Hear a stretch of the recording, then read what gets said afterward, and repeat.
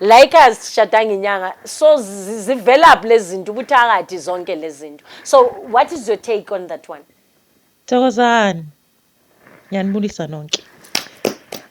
Gogo uyabona ayithomi from now masongena emshadweni. Lento iba khona. Uya usinatha.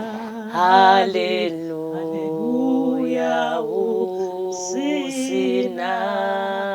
Usinatha. Singena uJehova.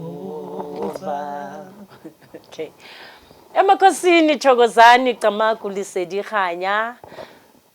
Ngiphethe ezika uDlamini. Ngiphethe amakhehla la. uDlamini Tumza Thokoza. Emakhosini ngiyavusela ngishaya isandla phezulu sinye ngibonisa inhlonipho ngithi makwande kukhanye kwemhlophe kudede kumnyama kuvela ukhanya ngaso sonke isikhathi. Amen. Thokozani. Sizokhuluma namhlanje. Please don't forget to like and subscribe. Utumi wakaDlamini. Abomkwena. Abomafuma njengwana abukhosi. Nike. Okay. Emakhosini Thokozani. Ngizokhuluma ngabantu abathi ngama 24/7 Christian and shortcut ancestral believer when it suits them. Ngizocala ngendaba yabantu namhlanje bacakekile emshadweni. Cause ngempela you find ukuthi ushada ekhayeni la abangabeliveli edlozini khona and then ungene not knowing na ukuthi ungubani. Uthi masongenile later stage iyatriggera lento. So ngizokhuluma ngeimportance yokuthi before you thatha ama decisions like umshado, you must know your story. Ukuthi what is your assignment kula emhlabeni? Cause now kunezimpi zokuthi thina sishadanga inyanga. Like asishadanga inyanga so zivelap lezinto ukuthi akathi zonke lezinto. So what is your take on that one? Thokozani. Ngiyanibulisa nonke. Gogo uyabona ayithomi from now masongena emshadweni. Lento iba khona. Amen. Uloku uyayiphikisa until ungena emshadweni. Masongaphakathi emshadweni bathi sizokunika isikhathi kodwa thina sisasela. So it becomes a problem mabungabe uthola umuntu ongabelievile lapho. Iba inkinga because angeke uzohlala kulomshado. Kuba nzima. Uzobona nawe kuba nama ups and downs but uzitshela ukuthi hayi into encane izodlula kodwa ke ifika lapho bathi khona hayi yabona manje uzokhishwa yithi. Bazokhipha ukuthi sifuna ukuthi ube nathi. Sibe nawe isikhathi eside sukuyekile but ukubonisa kuba nama signs ukuthi do you understand ukuthi sasekhona na? Uphikise gogo. Uzobona sophuma ngomnyango kanjani awazi. Mase uphumile khane izodlala ifilimu ukuthi sikhona yithi sikhiphe lapho.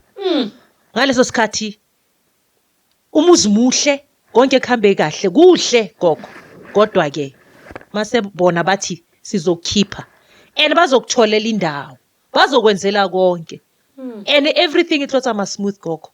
Ungaphuma kuyimention uyohlala emkhukhwini but ube content ube happy.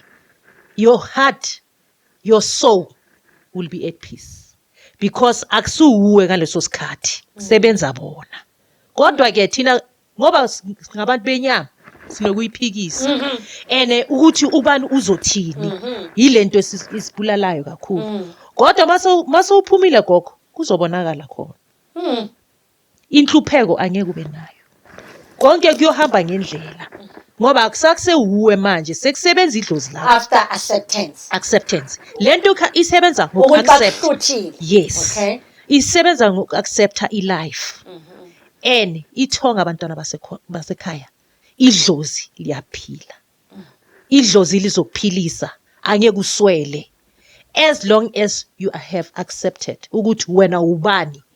Ukuthi lento and izodlala ifilimu ukuthi lento dala ngiyibona kodwa bengisasenyameni ngithanda into zomhlaba, ngithanda izinto ezinhle, kodwa mase uphumile gogo kusebenza bona manje. Ngizwe ubuhlungu mangikhuluma kanje ngoba abantu abaningi they don't understand, they will not understand. But bantwana basekhaya, hlonipha abantu abadala, hlonipha idlozi lakho, zazi ukuthi uphumaphi, usukaphi, ubani, wahlawulwa awuhlawulwanga, funisisa ukuthi kahle kahle empilweni yakho kwenzakaleni. Kulapho uzothola information yakho ukuthi wena ubani. I always say that ukuthi uma ungazi ukuthi ungubani uvelaphi ngeke ukwazi ukuthi uyaphi phambili, because of we find namhlanje ukuthi kunalaba bonkane ukuthi aforced umuntu phakathi kulomshado loyo, ne maka forced kulomshado loyo, not knowing ukuthi manje uyazi ukuthi idlozi laphendula libe isilwane phakathi endlini, thiwe kunesilwane. Yabona makuthiwa abathi unesichitho sedlozi, sikhuluma ngokuthi manje akunasiwasho, akunamuthi ozonceda la kulomshado. And then bane tendency yokusukela, because idlozi mase lifaka leso silwane phakathi, lifaka leso sichitho kunina ukuthi nize nihlukane ngoba bafuna ingane yabo. Kuyaye khona kube khona abantu abayilwisa in a way yokuthi balwise the wrong person.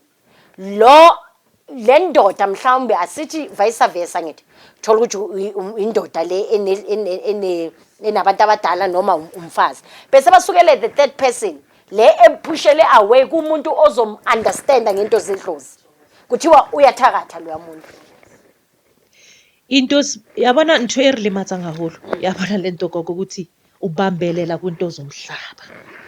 That's where the problem is. Siyabambelela kuma asset. Ngisebenzile. Mangizoshiya kunje, akusuwe gogo.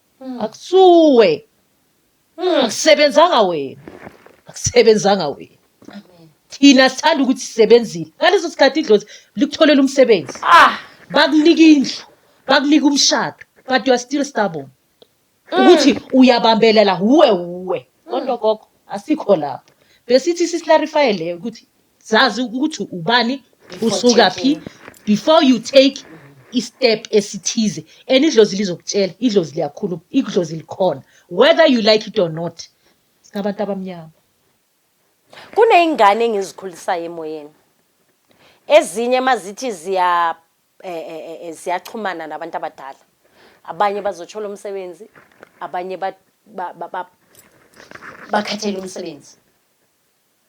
You know, that's why ngisho ngithi makube ungena for wrong reasons zokuthi kuthiwe mawungathathi uphakamise ingelosi yakho noma ungathathi umsebenzi wakho wedlozi, uzolahlekela umshado, uzolahlekela umsebenzi. Uyayibona, that is a wrong reason, because of during le insebenzo zobuzenza ephehlweni noma ulungisela ingelosi, once kuneingelosi maziphakama zithi asiyifuni le ndoda yakho, asufuni lo msebenzi okuwo, and then lo muntu ngeke asheshe aphela amandla. Mangabe ukhishwe idlozi, mangabe ukhishwe idlozi emshadweni, they've got a way of returning you back there. They've got a way, because bebafuna ukuthi They just need you at that moment. Yes. And then they take you back. So ezinye izinto abantwana basekhaya, lalela abantu abadala, hlonipha idlozi lakho. Expect unexpected. Yes. So if that man was meant for you, they've got a way to take you back there. Uyazi mawukhuluma kanje, i-spiritual life mawungena kuso, ungena u-blindfolded, ne? Kube ngathi uvaliwe la emehlweni. Uzothatha ubekwe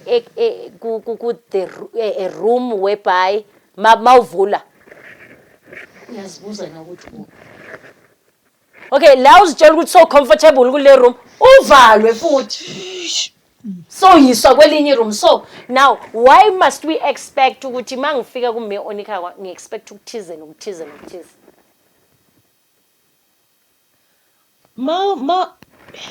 Gogo maungena. Yazi spiritual things, they are very confusing, because you must go there ungazinix.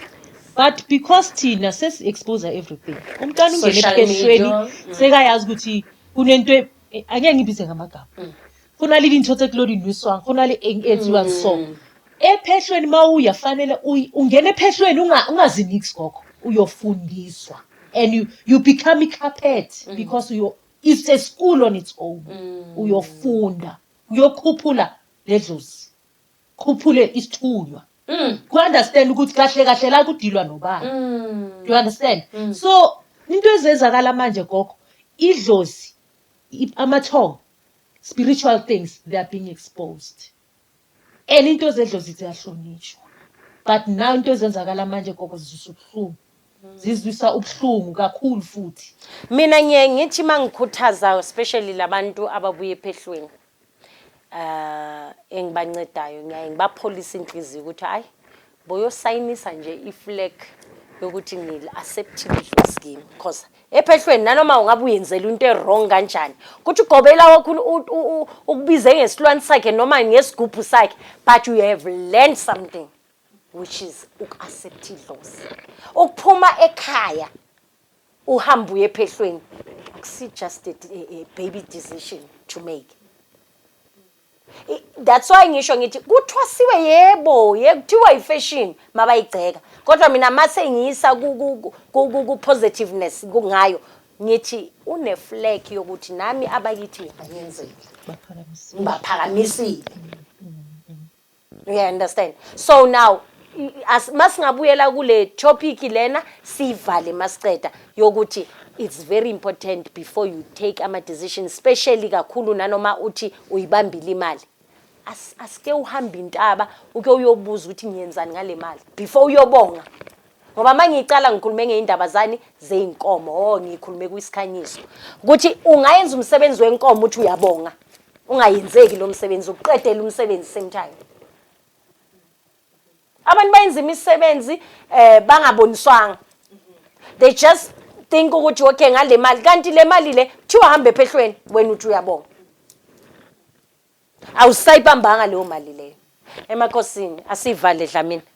Thokozani siyayivala manje sithi makwande kukhanye kube mhlophe kudedube umnyama kuvela ukhanya ngaso sonke isikhathi ngilihloniphile Camagu Lesedi.